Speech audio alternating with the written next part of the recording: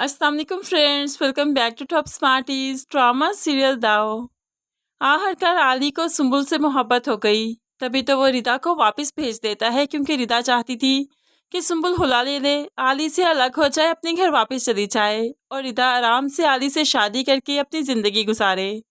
लेकिन आली ये सब कुछ नहीं चाहता था, इसलिए तो उसने सख्ती से रिदा से कहा और रिदा को फिर वापस जाना ही पड़ा।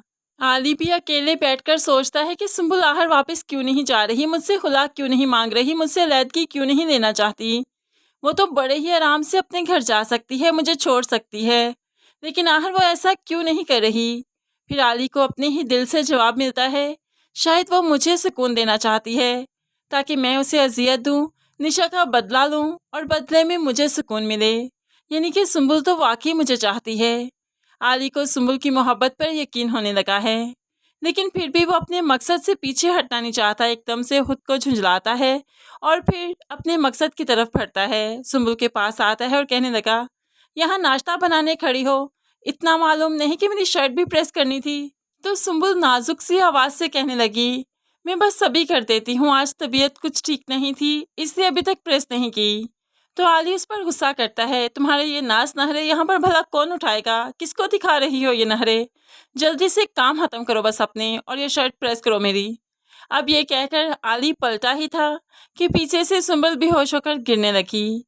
आली ने जब सुंबुल को इस हालत में देखा तो जल्दी से आगे होकर उसे थाम लेता है। अब तो आली भी सुंबुल के लिए परेशान हो गया, उसके माथे पर हाथ रखा तो मालूम पड़ा कि सुंबुल इस वक्त तेज बुखार से तप रही है, फिर भी सारे काम कर रही है। अब तो आली को सुंबुल की फिक्र होने लगी, जल्दी से उसे हॉस्पिटल ले जाता है।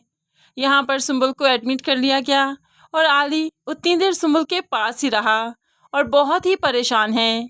कभी अपने मकसद के बारे में सोचता है और कभी सुंबुल की मोहब्बत के बारे में।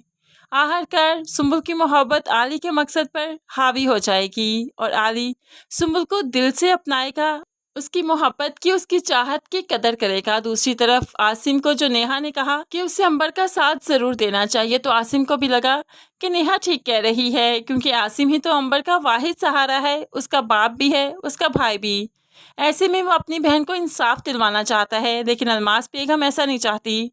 उसे तो लगता है कि बात और ज़्यादा उछलेगी और उसकी बेटी की रही सही इज्जत भी हाथ में मिल जाएगी। लेकिन आसिम माँ की एक बात नहीं सुनता और वो एहसन को ढूंढने निकल पड़ता है। उसके घर आया तो एहसन यहाँ पर मौजूद नहीं था, लेकिन आखिर कब तक नहीं होगा। आखिरकार एक दिन उसे आसिम गिरेबान से पकड़ ही लेगा। दूसरी तरफ अलमास बेगम के तो काम अभी भी ख़त्म नहीं हुए, अभी भी वो लोगों को ब्लैकमेल करती है, अपना काम निकलवाना चाहती है। अब वो किसी का जो रिश्ता करवा रही थी तो मालूम पड़ा कि उनकी बिल्डिंग के नीचे ही तो नीलम का पॉलर है और नीलम इन्हीं को ही उस पॉलर का किराया देती है।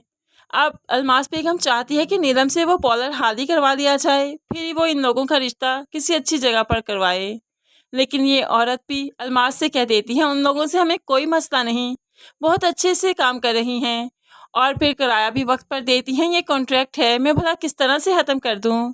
तो अलमास बेगम उसे ब्लैकमेल करते हुए कहने लगी, रिश्तेदारी के लिए इंसान क्या कुछ नहीं करता, आप उसे कह सकती हैं कि मेरे किसी रिश्तेदार ने यहाँ पर आकर शिफ्ट होना है, इसलिए आप यहाँ से चली जाइए।